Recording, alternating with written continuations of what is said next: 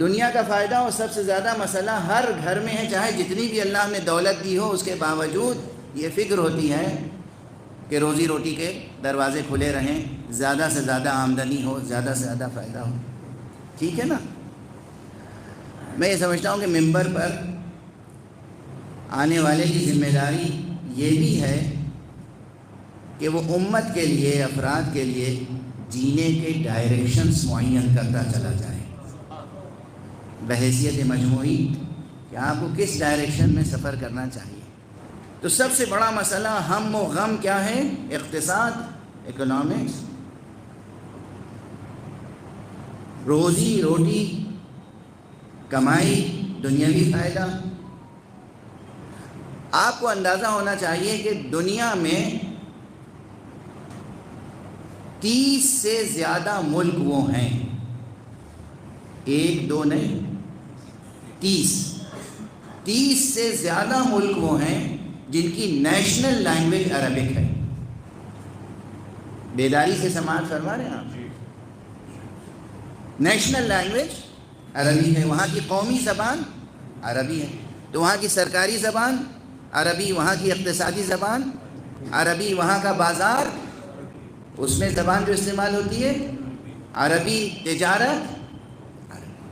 اگر آپ کا بچہ، بہت تیزی سے عرض کر رہا ہوں، اگر آپ کا بچہ عربی زبان سیکھ لے تو اس کے لیے ایک دو ملکوں کے نہیں، کم سے کم 30 ملکوں کے دروازے کھل جائیں گے. جرمن لینگویج سکھائیں گے تو ایک ملک جرمنی ہے جہاں جرمن لینگویج بولی جاتی ہے. فرینچ سکھائیں گے تو دنیا میں ایک ملک فرانس ہے، یا تھوڑے سے اور چھوٹے چھوٹے علاقے ہیں، 2-3 جہاں فرینچ لینگویج کا ایریا ہے. لیکن اگر آپ نے عربی سکھا دی تو ایک دو ملک نہیں، 30 سے زائد ملکوں کے دروازے کھل جائیں گے. تو آپ نے اپنے بچے کی دنیا سنوارنے کے لیے بھی بڑا کام کیا یا نہیں؟ متوجہ ہیں آپ حضرات؟ یہ تو بالکل میں اکنامکس اور کامرس کی بات کر رہا ہوں، بالکل دنیا داری کی بات کر رہا ہوں. اگر عربی زبان آپ نے سکھائی، دل لگا کے بچوں کو عربی زبان سکھائیے، زبان عربی میں لکھ سکیں، بول سکیں، پڑھ سکیں، عربی زبان میں گفتگو کر سکیں، عربی زبان کا اخبار پڑھ سکیں، عربی زبان کی نیوز سنیں اور سمجھ سکیں، تو نتیجہ یہ ہوگا کہ 30 سے زیادہ ملکوں کے دروازے ان کے لیے کھل جائیں گے اور آپ کے لیے نکبت کے اور نحوست کے دروازے بند ہو جائیں گے. یہ ایک فائدہ ہوا دنیاوی. دوسرا فائدہ، اگر پرائیویٹ سیکٹر میں جانا ہے تو بھی، پرائیویٹ سیکٹر میں اگر جانا ہے تو بھی دروازے پاٹو پاٹ کھلے ہوئے ہیں ترقی کے لیے. تجارت کیجئے، بزنس کیجئے، کچھ بھی کیجئے. اور خود آپ جس ملک میں رہ رہے ہیں، اس ملک کی ایمبیسی دنیا کے ہر ملک میں ہے، اس کے کونسلیٹس ہر جگہ ہیں ہر ملک میں، اس کے کلچرل ہاؤس دنیا میں ہر جگہ ہیں. اس ملک کو، یعنی یہاں کی جو فارن سروسز ہیں، انڈین فارن سروسز، ان کو ضرورت ہے عربی جاننے والوں کی. اگر آپ کے بچے عربی میں ماہر ہوں گے تو آپ کی حکومت آپ کے ان بچوں کی قدردان ہوگی.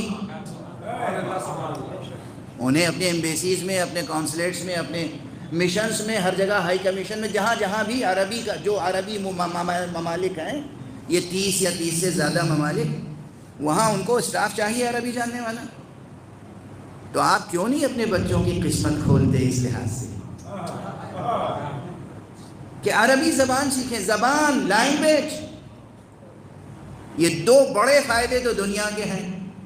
اب ایک چھوٹا سا فائدہ یہ بھی ہے کہ اگر عربی زبان سیکھ لے گا بچہ، یعنی عربی میں لکھی ہوئی تحریر پڑھنے کے قابل ہو جائے، سمجھنے کے قابل ہو جائے، تو وہ حدیث بھی سمجھنے کے قابل ہو جائے گا، قرآن بھی سمجھنے کے قابل ہو جائے گا، اور اس کے لیے جنت کے دروازے بھی کھل جائیں گے.